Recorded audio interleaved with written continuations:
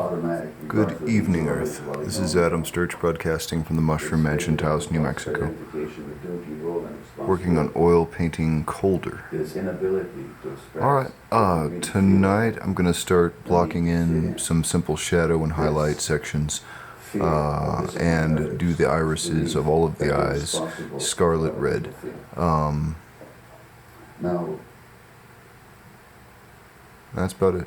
So, here we go. How these factors actually to be honest, but the example I always give that is so vivid is that of ALS, amyotrophic lateral sclerosis.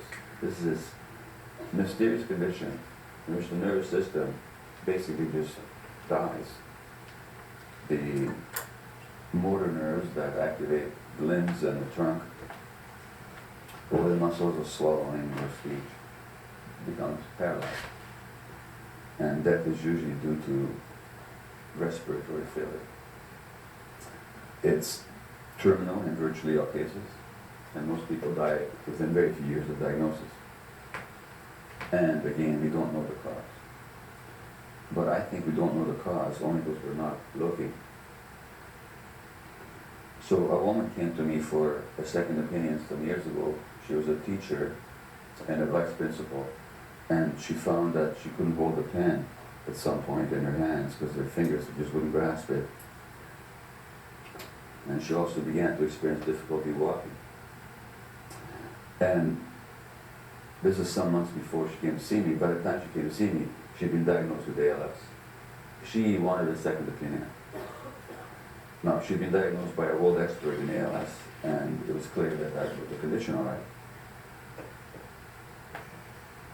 But when I got the history, it got very interesting. When this began to happen, and this began to happen, she didn't go to the doctor. What she did was she got up at 5 o'clock every morning, because it took her a long time to get there.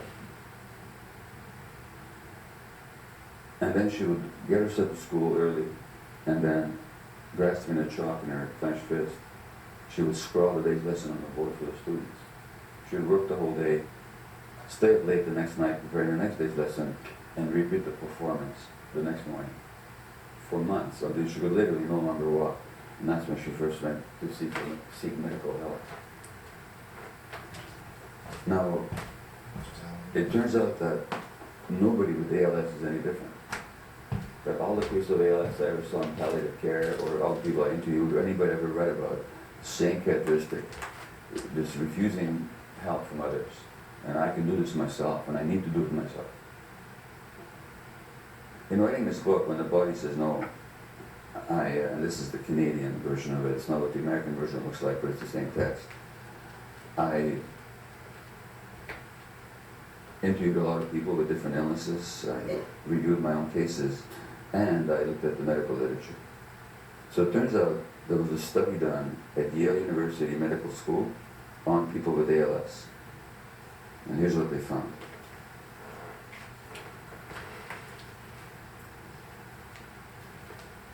They said, hard, steady work, sorry, let me just find this quote here. Yeah. These patients invariably evoked admiration and respect from all staff who came into contact with them. Characteristic was their attempt to avoid asking for help. Hard, steady work without recourse to help from others was pervasive. They seemed to have been habitual denial, suppression of fear, anxiety, sadness, most expressed the necessity to be cheerful, and so on. In other words, exactly what I found in my experience with ALS patients. And then, what I also did is I looked at the biography of famous people who I knew had certain diseases. So I looked up Gilda Radner, the comedian, and her ovarian cancer, looked up her biography, looked up the biography of Betty Ford and her breast cancer, looked at the biography of Lou Gehrig and his Lou Gehrig's disease, which is ALS. Lou Gehrig, for the younger of you, being a famous baseball player who was a star with the New York Yankees in the 1930s and I think early 40s, whose record for a number of hits was only broken a couple of years ago by Derek Jeter of the Yankees. And who set another very famous record though. Does anyone remember what that was? Consecutive games played. He never missed a game. And it turned out it's not that he was never injured. At one point his hands were x-rayed, and it turns out that his fingers had been fractured 17 different times. And his teammates described him as grimacing like a maddened monkey in agony as he fielded the ball, but he still never missed a game. Or he had a flu, and he was still playing. And on the other hand, when a young teammate of his, a rookie, got sick with the flu and was unable to play, and the manager was very upset with the kid, Gary said, "What are you talking about? He's got a flu, he can't play." And Gary took the kid to his own home where he lived with his mom. His mom put the rookie into Gary's own bed, Lou slept on the living room couch, while his mother nursed his kid back to health. But he never missed a game until he could no longer drag himself around the baseball diamond, and they said he was the nicest guy in the world.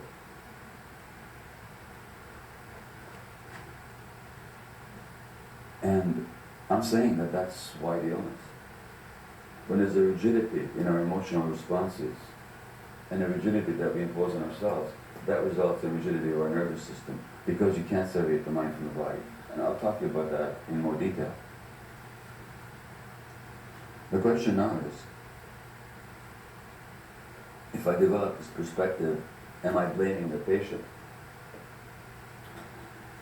And there was a very famous essay by Susan Sontag, Cancer as Metaphor, and she had breast cancer. I think it was breast cancer, or cancer anyway. And she just absolutely militantly and even with some degree of hostility rejected the idea that there's anything about the patient's life that accounts for the disease. And she thought that was blaming the patient.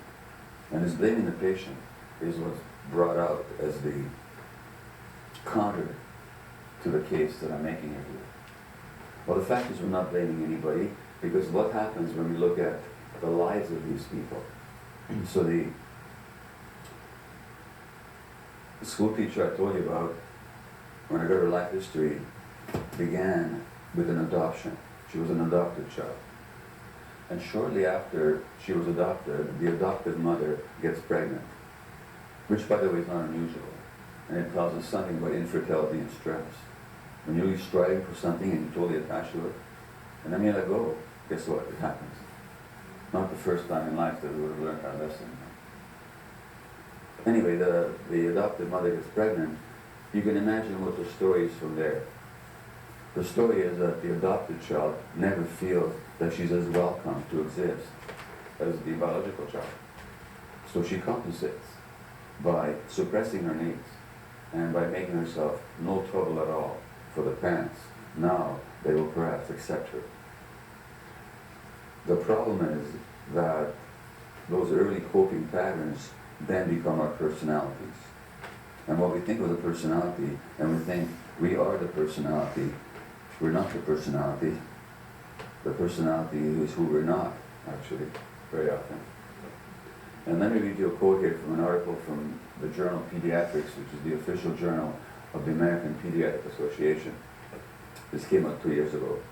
Now, they're not talking about what I'm talking about, because I don't think they have that vision exactly, but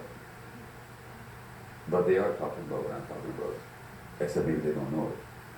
But here's what they say.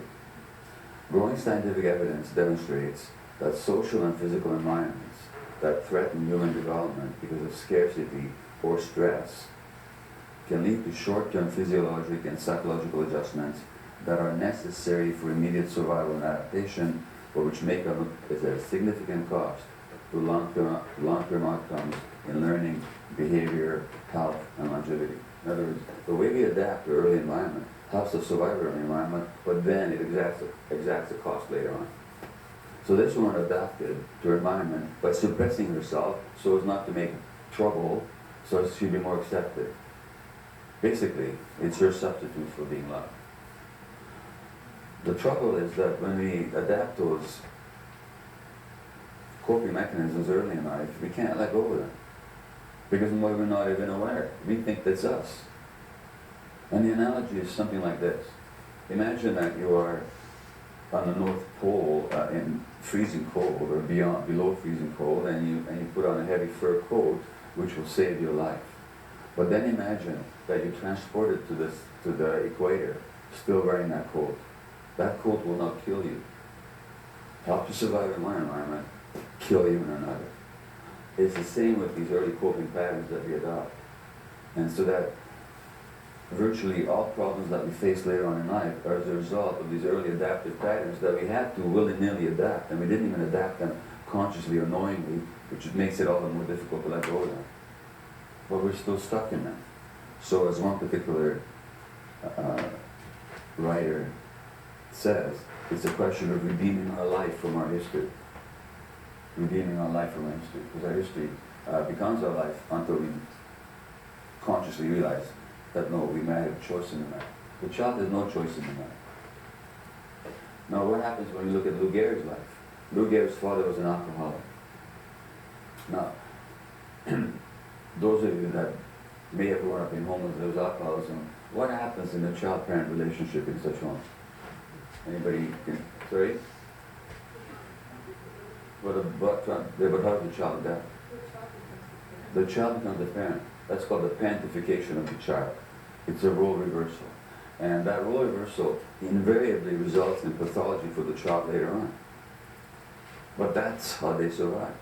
And so Gehrig's father was an alcoholic, and Gehrig became the caretaker to her mother, and that meant, to his mother, and that meant never, ever saying no, and always being quote-unquote responsible. And that's why he never missed a game. It's no great achievement not to miss a game when you got a flu. The achievement is to stay home. In Canada, there's a very famous example of this. He's a national hero. Some of you may have heard of him in the US. Although we tend to hear a lot more about you guys than you hear about us in general. His name is Terry Fox. And Terry Fox was a teenager who had developed bone cancer in his leg. And his leg had to be amputated below the knee. And Terry then decides, I think 17 or 18, I'm not sure how old he was. Terry then decides to, maybe a bit older, to run across the country, to jog across the country with his prosthesis as a way of raising awareness of cancer. Halfway across the strip, and there's this iconic image of this young guy, curly hair, determined expression on his face, running along the Canadian highway with this metal leg. And of course it became a national cause. And then, about halfway through his journey, turned out the cancer had come back. Now Terry is a Canadian icon, and he's like a saint, and certainly an admirable person for his courage and determination. But is he an example to follow?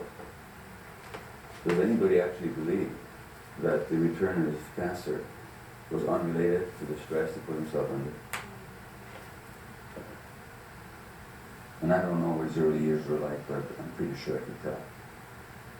So we're looking at adaptations here. And in the book I give an example of myself doing this. Like this is very general. We all do this to one degree or another. So in this example, I'm visiting my mother in a nursing home. My mother had muscular dystrophy, a genetic disease that runs in our family.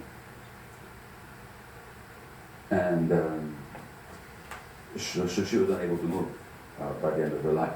She was mentally very with it, emotionally strong, physically disabled. So I'm visiting her, and that afternoon, as I walked down the hall in the nursing home, I had a bit of a limp. And I had a limp because that morning I had had arthroscopic surgery to remove a torn cartilage from my knee, which I incurred by jogging on cement. And it used to hurt, but as a physician, I never learned the possible connection between pain and tissue damage. And so I continued to jog on cement until I did the surgery. So that afternoon, I have a bit of a limp. Except when I walk into my mother's room, the limp completely disappears. And I walk into the room with a perfectly nonchalant gait, greet her, give a visit. I walk out, shut the door, and start limping again. But what was I doing? What was I doing? Protecting my mother from knowing what my pain. Now here's the deal. My mother was 78 at the time, I was 54. My mother had survived the genocide of the Second World War, the death of her parents in Auschwitz. She survived the communist dictatorship in Hungary, the Hungarian Revolution in 1956, emigration to Canada when she was 38 with 2 adolescent boys, the birth of a new child in a new country when she was nearly 40, learning a new language, making her a new home in an utterly different culture, and all that. The death of my father subsequently. Do you think she needed to be protected from the fact that her middle-aged son had a bit of a limp the afternoon of arthroscopy knee surgery? You know? So what was I doing? Well, I'll tell you what I was doing. What's that? I did, but the question is why? Why did I do that? And she did not need that. She did not need me to put her first. What's that? It's an adaptation, absolutely. And here's the deal. If you read my books, you'll notice that I was born in Budapest, Hungary in 1944, to Jewish parents. And this is 2 months before the Germans occupy Hungary. So 2 months before the genocide descends upon the Jews of my country. So I'm 2 months old at the time, and the Wehrmacht, the German army, marches into Budapest. And the next day my mother calls the pediatrician and says, "Will you please come and see Gabor, because he's crying all the time." And the pediatrician says, "Of course I will come, but I should tell you, all my Jewish babies are crying." So Almas, A.H. Almas, the California-based spiritual Jew, I think was speaking here this weekend. He says in one of his books, the child is very open and can feel the pain and suffering going on in its immediate environment. The child is aware of its own body and can also feel the tension, rigidity, and pain in the body of the mother or anyone else he's with. If the mother is suffering, the baby suffers too. The pain never gets discharged. So here's what happens. And this is really the core of what I'll tell you the whole day. The child has 2 needs. The child has an absolute need for attachment. Attachment being love. I know we talk about attachment in the Buddhist sense, but that's not what I'm talking about right now. Right now I'm talking about the attachment relationship, that dynamic that draws us close to other people. And without that dynamic, without our brains being wired for attachment, we would not survive, because simply we're so helpless and utterly dependent as infants. So without somebody taking care of us and us being cute enough that they will want to, which is why as babies we tend to be so cute, you know. And some of us as adults go through life still trying to pretend to be cute. So it's a way of trying to get some love. So without attachment, we don't survive. So that's an absolute need. It's non-negotiable. We have another need. That need is for authenticity. Authenticity, auto the self. An automobile is a self-propelled mobile. So authenticity has to do with being our true self. And being a true self is not some abstract concept. Being a true self simply means, what am I feeling at the moment? And how can I manifest what I'm feeling? Now, this is a subject of deep psychological exploration. It's very simple. In the wild, if you're not in touch with your gut feelings, you just don't survive. So from an evolutionary perspective, being in touch with the self is absolutely essential. So that's another huge need. Attachment and authenticity. Terrific. But what happens when, for whatever reason, the environment cannot handle our authenticity? So the child is in this dilemma. Am I going to be authentic, or will I get attachment in my life? For example, your parents can't handle your anger when you're 2 years old. Or, in my case, I get the message that my mother's already so stressed that if I want to maintain a relationship with her, I better not add to it by having my own pain. Authenticity would be to cry out my pain. I remember being 5 or 6 years old, 4 or 5 maybe, having severe ear infection and very deep throbbing ear pain in the middle of the night, and just whimpering to myself and not calling to my mother or father. Well, that's based on that's an adaptation, because my mother and father would have wanted me to call them. They would have wanted me to call them. But I got the message in my first months of life not to do that. That's how I adapted. So it's an adaptation. So when we adapt like that, we give up authenticity. And then they become 40 years old, or 50, or 60, or 35, and they say, I don't know who I am. What's going on? Who's living this life? Because we gave up authenticity as an adaptation. It wasn't a mistake. It's what we have to do. It was brilliant strategy, except it wasn't strategy, because strategy is conscious. We weren't conscious of it. And that's the dilemma in chronic illness. So what I'm saying is that all chronic illness represents a surrender of the authentic self. And then the disease comes along to teach us, to come back to ourselves. I'm not recommending it as a way of learning. I'm only saying that when it happens, that's why it happens. And that's what the meaning is. So to quote James Hollis, virtually all of us lack a deep sense of permission to lead our own lives. We learned very early that the world exacted conditions that, if not met, could result in punishment or abandonment. Only when the ego has reached a certain level of strength, or perhaps more commonly, driven by desperation to make a different choice, can we overthrow the tyranny of history. And that desperation often comes from things that go wrong in our lives, including physical or mental illness. So the meaning of illness is actually to bring us back to ourselves.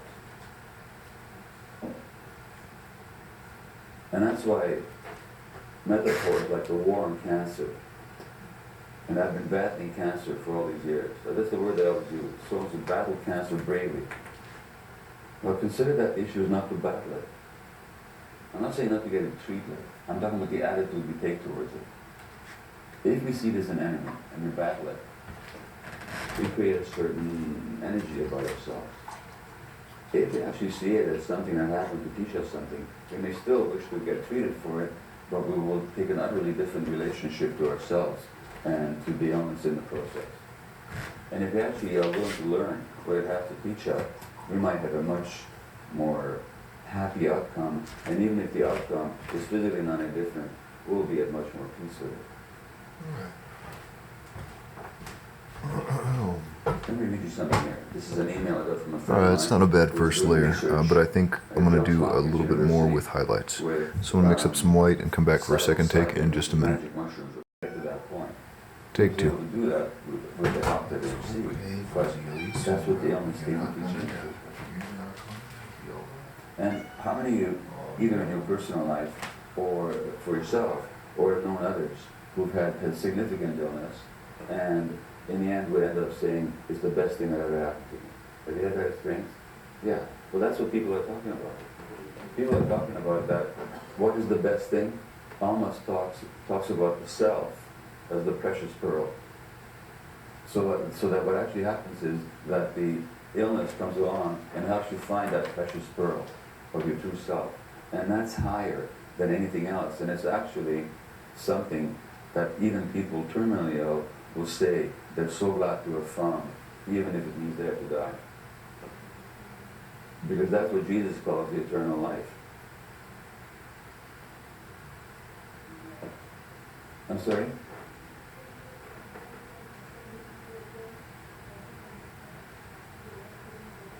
Okay, now you know, let's give you the mic so we can hear you. Just say that again. No, hold it. Mic is not on yet. Mic is still on.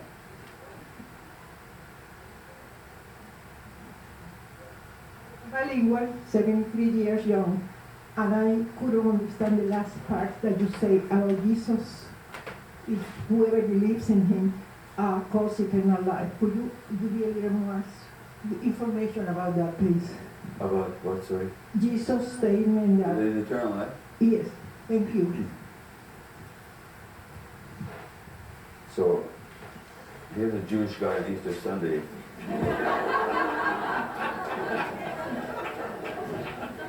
trying to tell you what Jesus meant about the eternal life.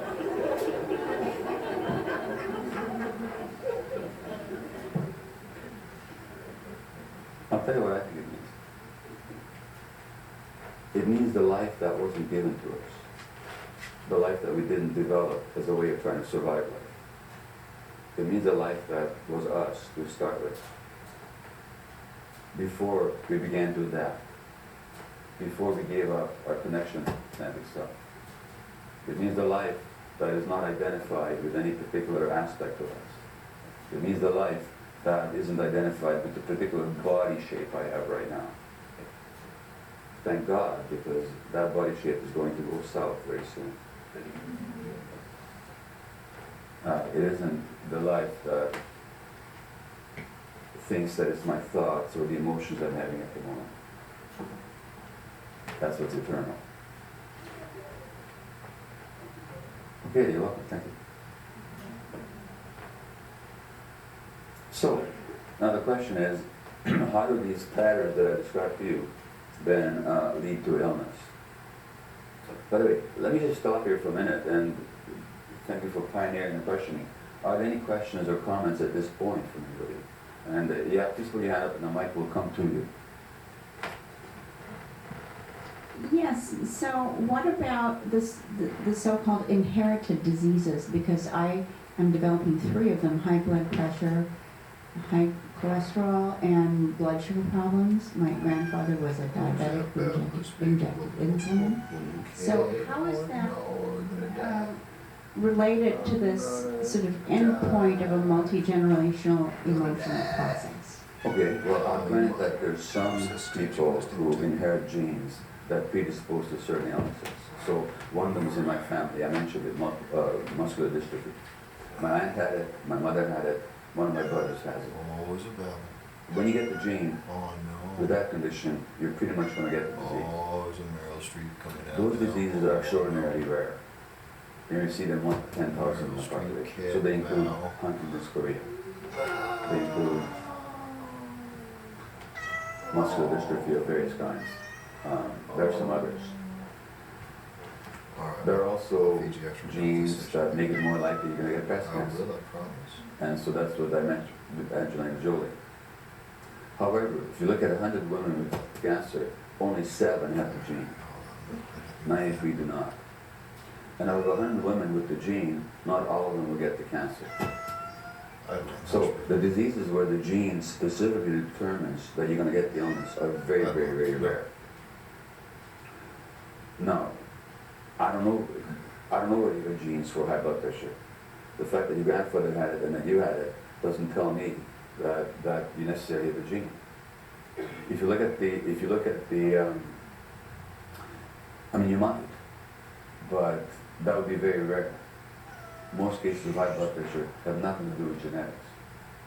And if you look at the very word for high blood pressure, well, what do we call high blood pressure in medical terms? Think about it. Hypertension. Maybe there's too much tension in your life. Maybe there's been too much tension in your life from the very beginnings of your life. Maybe your mother had a lot of tension from the moment you were conceived. And there was what? Abuse, yeah, that's what I'm talking about.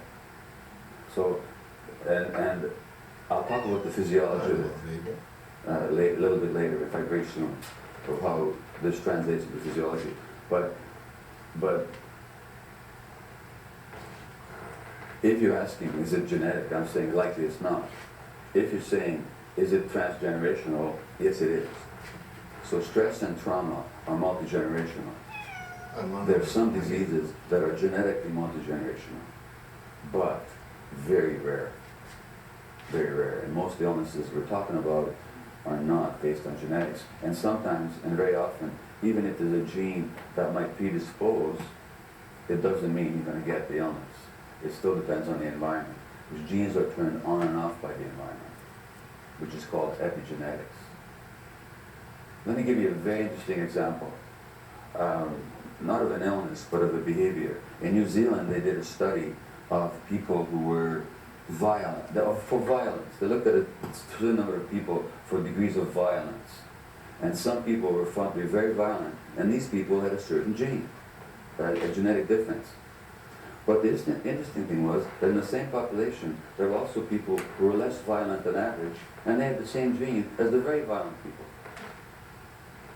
So you had the same gene, and it usually meant you're going to be less violent or more violent. So the gene was not for violence. What do you think it might have been for? Well, it turned out that the people that were less violent were brought up in very nurturing homes. The people that were violent were brought up in abusive homes. And what that meant is that the gene was for sensitivity to the environment. So when bad things happened, they were more sensitive to that, and it made them more aggressive. And when they were nurtured and dealt with peacefully, they were very sensitive to that, and they became more peaceful than ever. So genes create sensitivities. They very rarely lead to specific diseases or specific behaviors. Well, it turns out, any other questions right now? Yeah, and then Mike over there.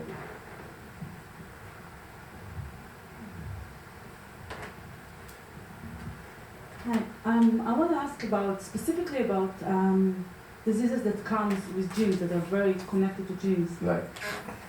Like molecular degeneration, Okay. or other. Okay. In my family we have autoimmune or different. I feel that especially in this kind of disease, there is a strong connection to the psychological genetics that you get, what you carry. Because even if you have the gene, doesn't mean that you're 100% going to have the disease. That's the point. So, especially in these illnesses that so many people in the family carry, there's so much psychological issues. Absolutely. Absolutely. So because something runs in a family, it says nothing about genetics. Because we can pass on the same psychological stresses and traumas from one generation to the next. So family history, multiple generations of illness, tells us nothing about genetics. And as you say, even if you have the gene, it doesn't mean you'll get the disease. So it still depends upon what turns the gene on or what turns the gene off. And autoimmune illnesses, while you can certainly show some genetic predisposition, you cannot show that they're transmitted genetically. Because to show that they're transmitted genetically, everybody with the gene would have to get the disease, and they don't. So the question is then what, and this is what we have to understand, not so much for the purpose of this conversation, but medically, is that genes are turned on and off by the environment. So the genes are determining things, genes actually are turned on and off, they're governed by the environment. And that science is called epigenetics. Epigenetics studies how genes are modulated by the environment. And I could talk to you a lot about that, but I won't at the moment. A question here? Will I talk about genetics? Well, what would you like me to say about it? What I wanted to ask you is, in the idea of epigenetics, turning gene expression on and off, Yeah. do you feel that perhaps you have turned off a genetic expression for muscular dystrophy? Or can one do that? Well, it's interesting. I'm not sure that I know the answer. To tell you the answer, I have to be genetically tested for muscular dystrophy, and I have not been. I've been clinically examined. I was told that by my age, if I had it, I'd be showing some signs of it.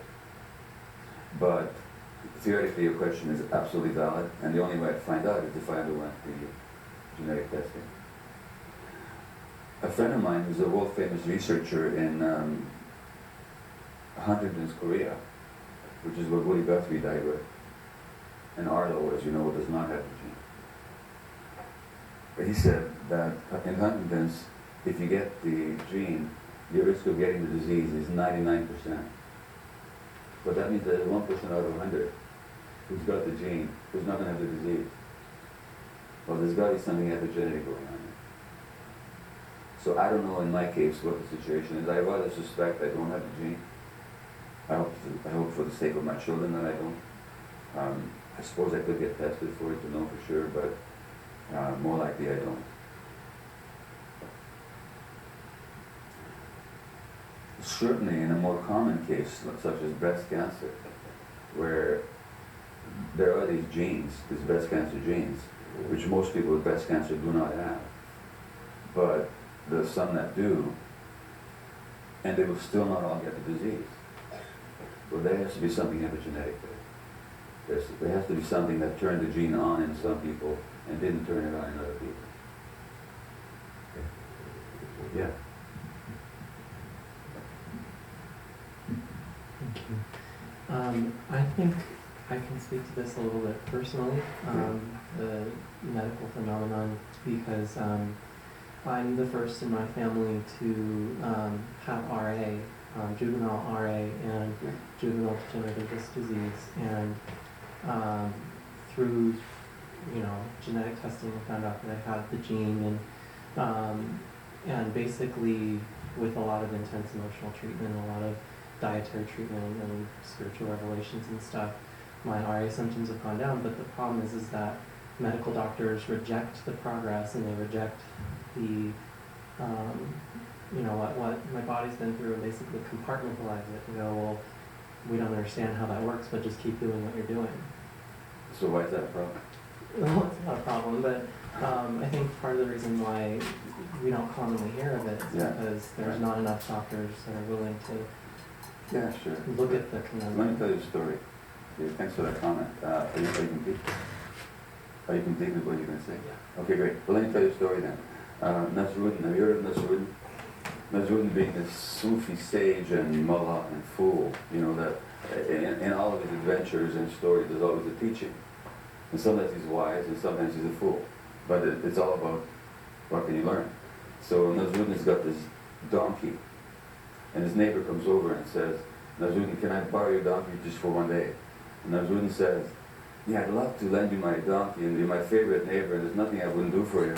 But it just so happens, though, unfortunately, my brother took the donkey to market just this morning. Neighbor says, oh, okay, well, thank you. And as he starts to walk out the yard, the donkey brays in the barn next door to him. And the neighbor says, Nasruddin, just a minute. If your brother took the donkey to market, then what was that? Nasruddin says, well, who are you going to believe? Me or that stupid donkey? Okay? Well, in this case, who are you going to believe? Your own experience, Your own experience is the donkey here. The doctors are Nasruddin denying your experience. Who are you going to believe? Let them have they do what, they do what they can do for you. And that was probably helpful to you. And they can't do what they can't see. It's not a problem. Okay? Yes, a hand over there.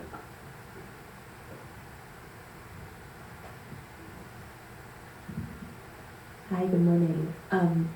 You will probably get to this, but I was curious, like on a more collective level, like speaking of intergenerational trauma and historical trauma and the behavioral patterns and illnesses that befall people, and I was thinking about just how you can grow up in a really healthy family and poverty itself as a trauma, and how even with the individual sense of this, like if a person is made sick by their environment, by toxicity being dumped into the livers, etc., and we're looking just at like their emotions, and I don't know if that's enough. Like if we're looking too much at the individual still, and not so much at like the individual as a representation of the collective illness, and how we. I'm pretty sure you're looking at that, and I'm curious about what you. So I'm not sure I completely understood your question, but let me give you an answer. This you can tell me if that's good. I think that illness in an individual is always a manifestation of collective and multi-generational dysfunction. Carl Jung said that an individual is not just a single separate being, but by its very existence presupposes a collective relationship. And there was a series of articles in the New York Times a few years ago about cancer, and they quoted somebody who very astutely said that trying to find the cause of cancer inside the individual cell is like trying to understand a traffic jam by studying the internal combustion engine. Is that right? Oh, dear God. So, Oh, no. yeah, now does that cover what you're asking, or is it slightly different? Let me just Oh, hear you out no. more, and I'll Okay. keep thinking about We'll it. come back to Oh, the dear. thing. Oh, that's the saddest one yet. Yes, another answer. In your book, in Body Says No, if I remember correctly, you were saying that most of these conditions, or at least the antecedents to those degenerative diseases, come early in life from these traumas that happen. I'm curious. All right, it's moving along if okay. Things a little bit But I'd like to later do in another life, session of stresses, deep, bullying, dark color to accentuate shaming, that sort of thing, the can affect it, line or work. if And also I need to feed my cat because her the head's about to assumption pop is off. She's that these early see her right now. childhood She's things pretty during brain adorable. development are the This is her antecedents Meryl to Streep pose. She what puts her allowed just her shaming face under and the edge of the bullying and that sort of thing. curtain there into her I'll room. answer the question, which is very clear, but before... Eidolon. If you want to hold on to the mic for a second. Eidolon the Let me kitty just ask you, cat. And you don't have to answer Hold on, this, this it's just is an invitation. too good to. Are you Yes, talking about anything personal? No, it Meryl has more, Streep it's routine. more probably, but She already had half a but can of not any kind of gravy-soaked conscious thinking. sludge Then I'll today. just answer the question. It's She is not starving. So... She's the fattest, happiest, healthiest piece of shit that ever shredded a cat strut. It will not have that kind of... Eidolon the cat. So let me give you an example. What are you doing? A very famous example, actually. Oh no. There's Oh Viktor Frankl, no. who's you've probably heard of. Eidolon. Eidolon. Viktor Okay. Frankl, All right, I'm gonna quit tormenting her and go feed her. And we'll come back and do some more line work on A this. man who ends up in one of the concentration camps, including the Second World War, and survives. Oh no. And I think he's at Dachau or Buchenwald. Better feed her I'm not sure quick. where he's at. I'll fall over with her pointed little hooves in the air. Was it very Frankl shortly. Matches? I don't think All so. right, take 3 coming Maybe up. he ended up- All right, take 3. Okay, so then I just, great, I'm gonna go right to the answer, okay? So it turns out that the insights of traditional medicines and Ayurvedic practices turn out to have been validated by Western science. So now we have the science to show why the body can't be separated from the mind and the individual from the environment. So when the medical profession talks about evidence-based practice, I always grit my teeth, because I only wish that we actually looked at the evidence. The evidence is accumulating now for decades, and as I mentioned, one of the streams of that evidence is the science of epigenetics. Another is what's been called psychoneuroimmunology. Psychoneuroimmunology is the study of how the psyche, which is to say our emotional minds, in this case, and the nervous system and the immune system are not actually separate at all, but they're one unit. In fact, to give it its proper name, we really should call it psychoneuroimmunoendocrinology. Endocrinology referring to our hormonal apparatus. So the point is that the emotional apparatus that we have, and the immune system, and the nervous system, and the immune system are not separate systems. They're one unit. And when we study them as separate, we're just looking at different manifestations of the same dynamic. But physiologically, they're not separated and cannot be separated. And let me give you a really obvious example. It takes no science at all. If I were to brandish a weapon all of a sudden and scream at you, I wouldn't have touched you at all, right? I didn't do anything physically to you at all, but it would have induced an emotion of fear in you. So in your limbic apparatus, the emotional circuitry of your brain, there would be deep fear. As a result of that emotion, what would happen to your body? In a split second, the hypothalamus, which is the structure in the brain that's at the apex of the body's autonomic nervous system, would have sent signals to the rest of your body. The hypothalamus is also at the apex of the body's hormonal apparatus. So it would have sent signals to another gland in the brain called the pituitary, which would have sent, along with the nerve messages from the hypothalamus, hormonal messages to the adrenal gland. Now renal means kidney, adrenal means on top of the kidney. The adrenal gland, in response to threat, will secrete two hormones. It will secrete a hormone named after it called adrenaline. And the adrenal gland, like the brain, is a cortex. Cortex means bark, as in the bark of a tree. And the cortex of the adrenal gland will secrete another hormone named after it called cortisol. The purpose of adrenaline and cortisol is to help you fight back or to escape, a so-called flight or fight response. So stress is actually a response to a threat. No, nothing physically happened to you. Nobody touched you. Nobody gave you a chemical. All that happened was that an emotion induced by some external event set off a vast cascade of responses in your body that results in your blood pressure going up, your heart rate increasing, your muscles tensing, the blood flow being diverted from your intestines to your muscles so that they get more oxygen, and the cortisol causing your sugar levels to go up so that you have more energy for the escape or flight mechanism.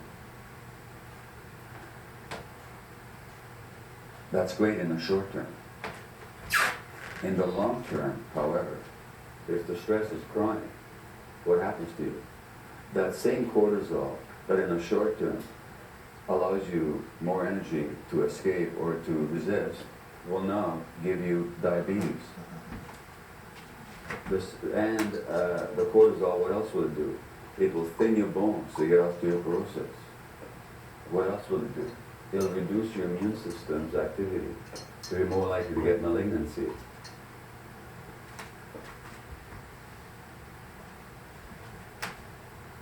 Or it will exhaust itself, exhaust the stress mechanism, and now you get autoimmune disease.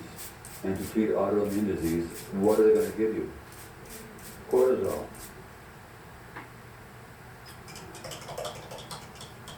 It'll cause ulcerations of your intestines, put fat on your belly, increasing the risk of heart disease.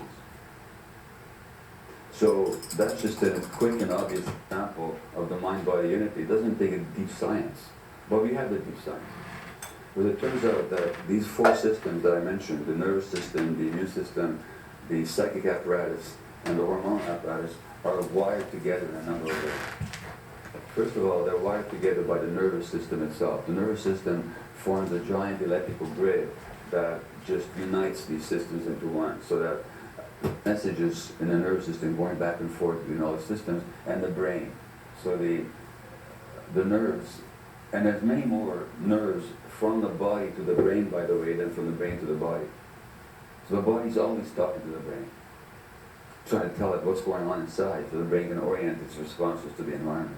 And of course, the brain receives messages from the outside and tells the body what to do as well.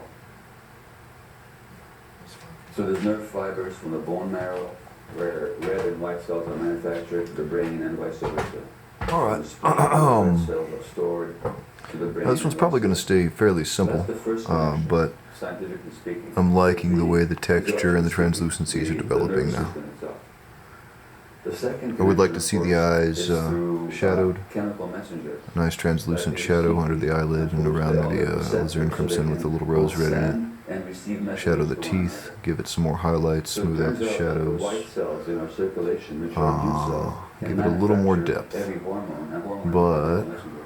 it's not a The bad white start. cells in our circulation, our immune cells, can manufacture every hormone that the brain can manufacture, which means that the white cells are talking to the brain, and the brain is talking to the white cells. So that's the second form of connection. The third connection is the gut connection. So the gut is much more Fun. than a Okay. organ of digestion. Let's get What that is it to also? there. back out a little bit. Oh wait, I'll zoom in more. The brush texture is pretty nice. Oh, there's Idle on the cat. She just finished with her snacks. Where'd she go? Oh, there goes her tail. I can't see her. But the guy's I have to move my tripod. Fat Happy, Slug, Brat, Princess. If you've had the experience of Now Gravy having a satiated powerful gut feeling about something, until 11:30 and tomorrow ignoring afternoon. it, and then regretting it afterwards, what you have. Alright. Okay, great. Now, Okay. I'm gonna ask you But the first as far as this If you had goes, the experience of having a strong gut I think feeling that's it about for the something, moment. So ignoring thank it, you for watching. and That's Adam afterwards Sturch not broadcasting doing from the Mushroom Mansion Taos, New it. So Mexico, one or two people working on an can- oil painting you can see Calder. what the ratio is. So the odds Have a good are, night, Earth. if the guts are done something, go.